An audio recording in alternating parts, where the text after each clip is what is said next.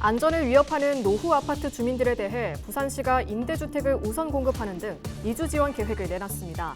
하지만 모든 주민들을 수용할 수 있는 대체주택이 부족하다 보니 사각지대도 발생하고 있습니다.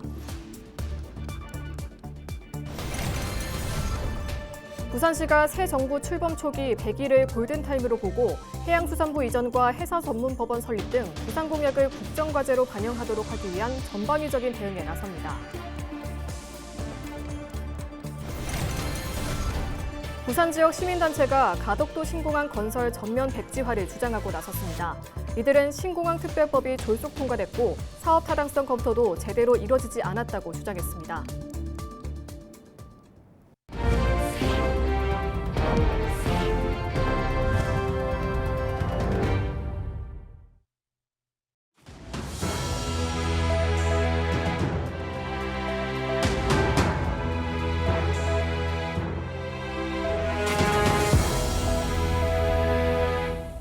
시청자 여러분 안녕하십니까? 헬로티비 뉴스입니다. 부산의 노후 아파트, 등급은 달라도 주민들의 현실은 비슷합니다. 안전한 보금자리를 찾아 떠나는 이들도 있지만 형편 때문에 떠나지 못하는 이들도 있습니다. 부산시는 우선 가장 위험한 2등급 아파트 주민들의 이주 지원을 시작했는데요. 하지만 C, D등급 아파트 주민들은 소외돼 제도 개선이 필요하다는 지적이 나오고 있습니다. 권정수 기자입니다.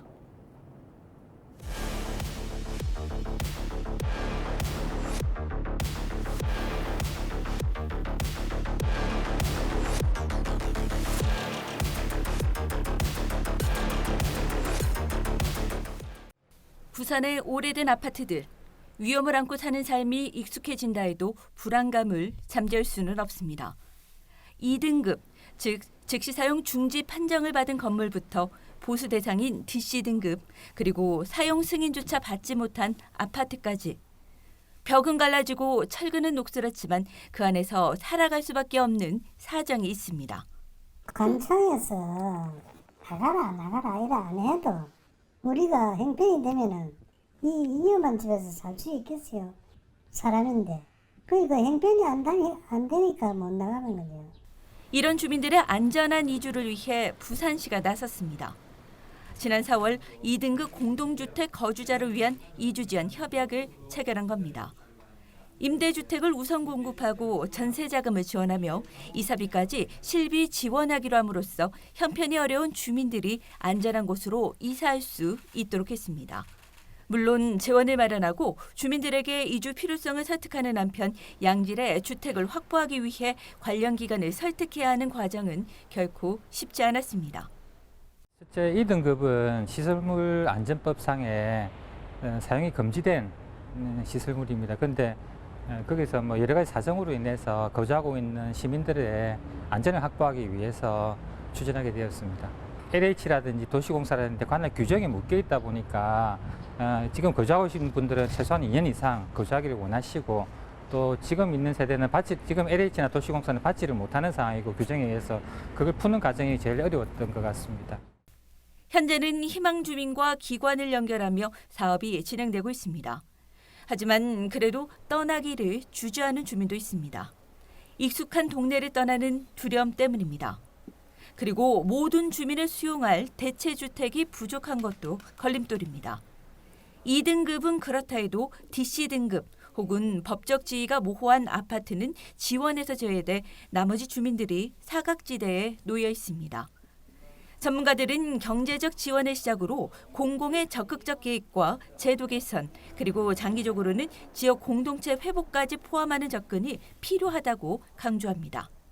보도자인데 해제를 하고 그리고 또 공적 자금 어떤 그 지원 같은 것도 좀 쉽게 하고 그다음에 재개발 재건축에 있어서 용적률, 건폐율 완화라든지 어떤 그런 제도적인 어떤 지원, 그게 현재 거주하고 있는 사람들에 대한 그 지역 공동체 활성화를 위한 어떤 지원, 아주 세심한 어떤 지원책도 필요하고. 일단 급한 불부터 끄겠다는 정책이지만 주민들의 안전을 위해서는 DC등급에 대한 지원 조치도 서둘러야 한다는 지적입니다. 헬로티비 뉴스 권정숙입니다. 이재명 대통령의 부산 공약을 국정과제로 반영하기 위한 보고회가 5일 부산시청 영상회의실에서 열렸습니다.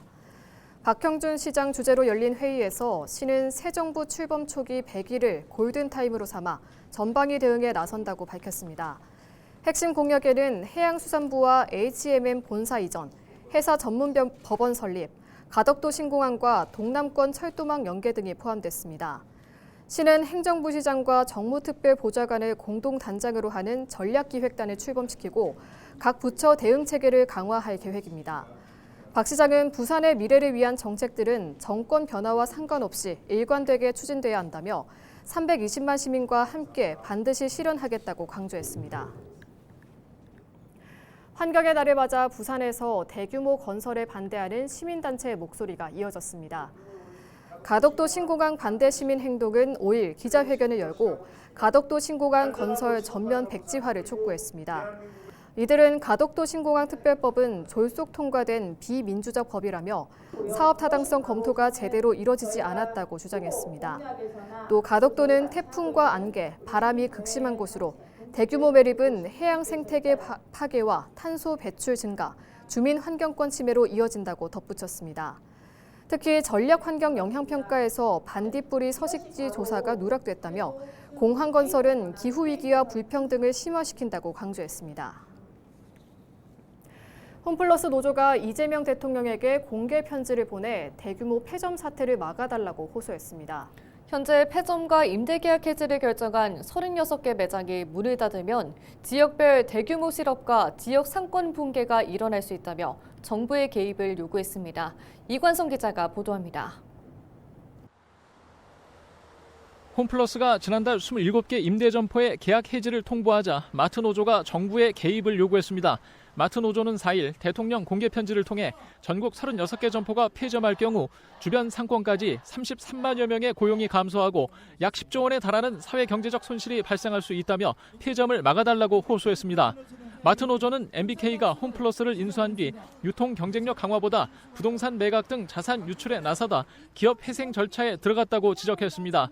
또 국민연금이 MBK에 투자한 9천억 원 역시 회생 과정에서 손실 위기에 처했다며 정부의 조치가 필요하다고 주장했습니다. 홈플러스는 대규모 폐점이나 구조조정 계획이 없다고 반박하고 있습니다. 임대계약 해지를 통보한 27개 점포의 경우 회생 계획안 제출 이후에도 임대료 협상을 이어간다는 계획입니다. 또 점포문을 닫게 되는 일이 생긴다 해도 인근 점포 순환 배치 등으로 인력 감축이 없을 것이라는 입장입니다. 하지만 직원들은 고용 보장을 믿지 못하는 상황입니다. 10년 이상, 20년 이상 얼마 주겠다 이러면서 회사에서 주겠다고 얘기를 하는데 전환 배치는 사실상 어려운 걸로 생각이 됩니다. 그거 사실상 어렵습니다. 어디로 가요? 다 문 닫는다는데, 다 폐점이라는데 어디로 가겠습니까? 입점 점주들도 홈플러스의 구체적인 설명이 없어 걱정만 늘어가고 있습니다. 1년 단위의 재계약서를 주지 않고 1개월 단위 유예계약서를 준다고 해요. 그래서 이거는 사인하게 되면 저희가 만약에 폐점이 확정이 되면 아무것도 보상을 받지 못하고 나가게 되잖아요. 그래서 그것 때문에 불합리하다는 걸 얘기를 하는데 아직 홈플러스 측에서는 공식적으로 입점 점주들하고 공식적인 협상이나 대화나 이런 거 없이 홈플러스는 임대점포 임대료 협상 등 자구 노력을 회생 계획안에 반영하기 위해 제출 기한을 7월 10일로 연장한 상황입니다. 마트노조와 입점 점주들은 지역사회와 공동대책위를 만들어 정부의 개입을 요구하고 있습니다. 헬로티비 뉴스 이관서입니다. 부산시가 원자력 산업 육성 계획을 수립하기 위한 연구 용역에 착수했습니다. 이번 용역은 부산연구원과 한국원자력기자재진흥협회가 오는 12월까지 7개월간 수행합니다. 부산시는 이번 육성 계획이 완료되면 향후 5년간 부산시 원자력 산업을 키우는 종합 가이드 역할을 할 것이라며 원자력 전주기를 완성할 원자력 산업 육성의 허브로 나아갈 기반을 구축하겠다고 밝혔습니다. 부산시가 전국 최대 규모 수소 청소차 도입을 기념하는 시민 공개 행사를 열었습니다. 시는 이날 수소 청소차 공개 행사에 수소 청소차 압축식 징계차 9.3톤과 수소 청소차 압롤 트럭 10톤 두 종류를 공개했습니다. 수소 청소차는 배출가스가 없고 소음과 진동이 적어 작업 환경을 개선할 수 있을 것으로 기대되고 있습니다. 또 20kg 수소로 최대 500km 운행이 가능합니다. 부산시는 앞으로 폐기물 바이오가스를 활용한 수소 생산 기반을 마련해 청소차 운영과 연계하는 순환형 에너지 체계도 추진할 방침입니다.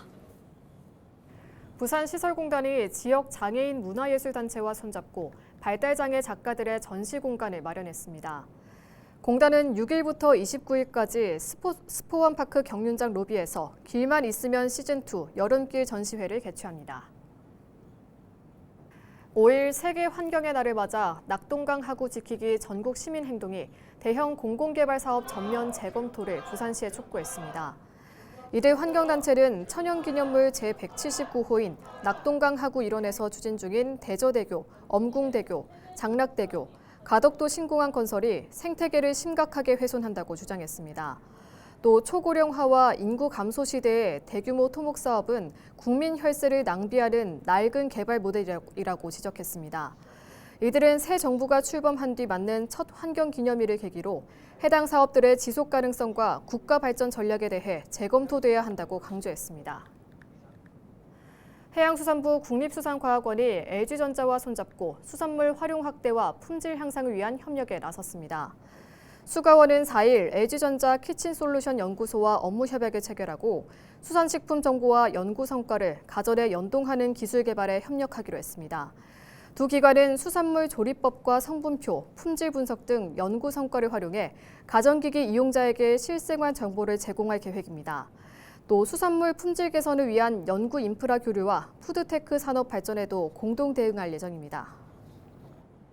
오는 7일 오후 기장읍 새마을 어린이공원에서 제2회 기장 일노래 한마당 행사가 열립니다.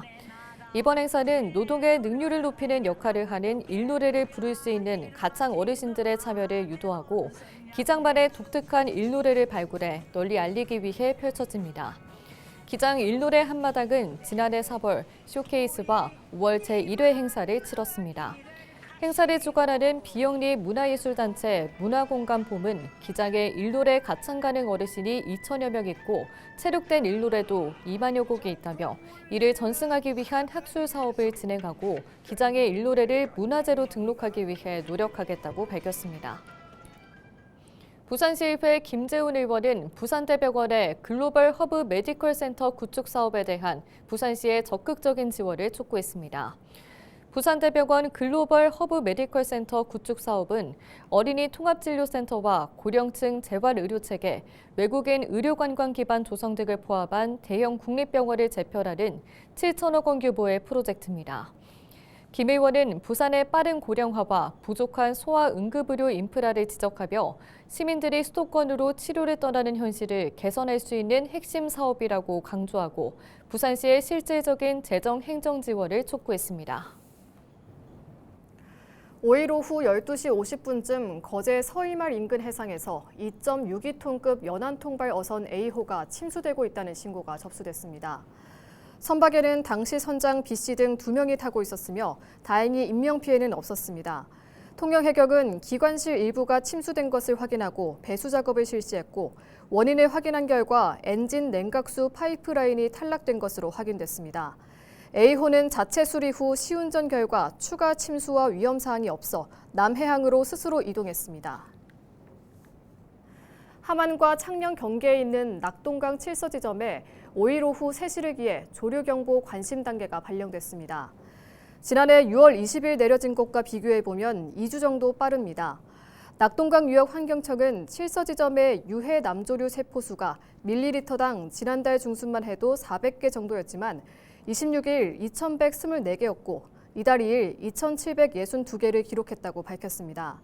특히 최근 2주 동안 수온이 23도 전후로 오른 데다 지난해보다 비가 적게 내려 유해 남조류 세포수가 증가한 것으로 낙동강청은 보고 있습니다.